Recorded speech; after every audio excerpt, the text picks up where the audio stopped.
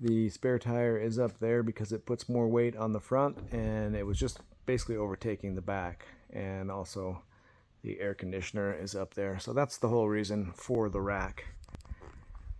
Now, originally I was going to build this rack so it had a pillar coming down to tie in there, but then I found out that the cab has a single mount in the rear and 2 mounts in the front.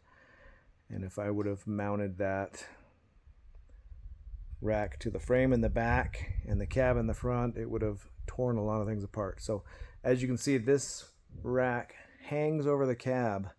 Beautiful engineering by James at Process Fabrication in Casa, Grande, Arizona. The link will be in the description. So that is 3x3 square tubing, steel. Don't know how thick it is, but pretty darn thick. You can undo the whole rack with those 6 bolts right there. But the cool stuff is under here.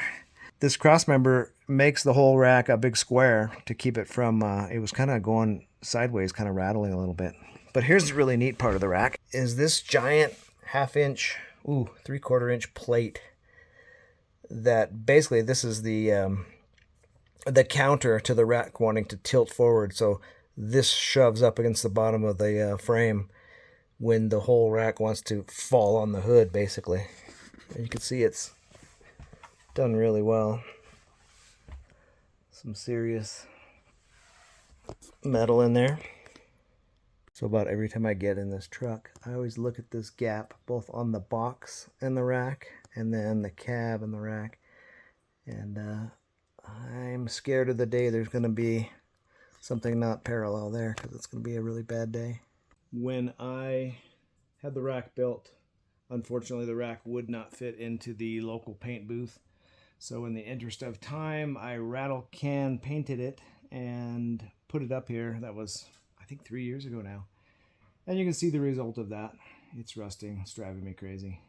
So it's time to pull the tire down, get everything off of there, and got to paint this rack. It looks terrible.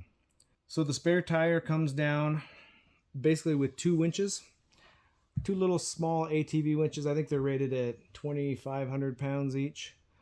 And the winch on the outside is this cable here. It's got a little snatch block so it can double its power just in case. And the main reason is it has to pull this pin enough to get that tire to lift it up. So this winch in the front, right there, its job is to pull this arm and go to the vertical with the tire. The second winch has to be let out as the first one goes up, and then the second winch is basically connected to the tire, but it's on this arm, and so that arm flips all the way over, and the second winch lets the tire down to the ground slowly, and then of course brings it back up. So we'll see how all that works here in a little bit. Pulling the front winch in, which is pulling that cleat right there, which is standing the tire up. I've got to let the other one out a little bit as I go.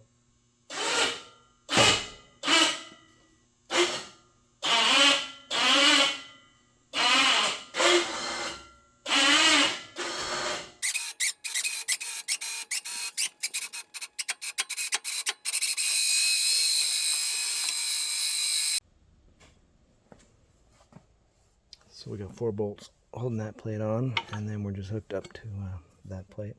Pull that sucker off real quick.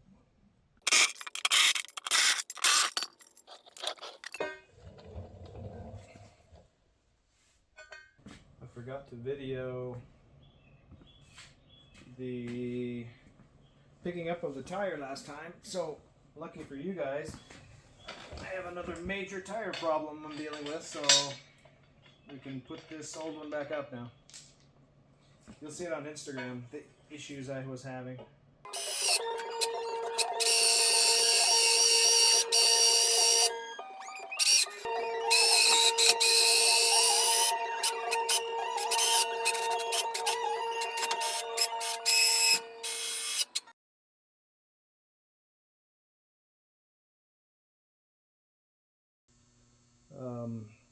Feel sorry for the editor on this one.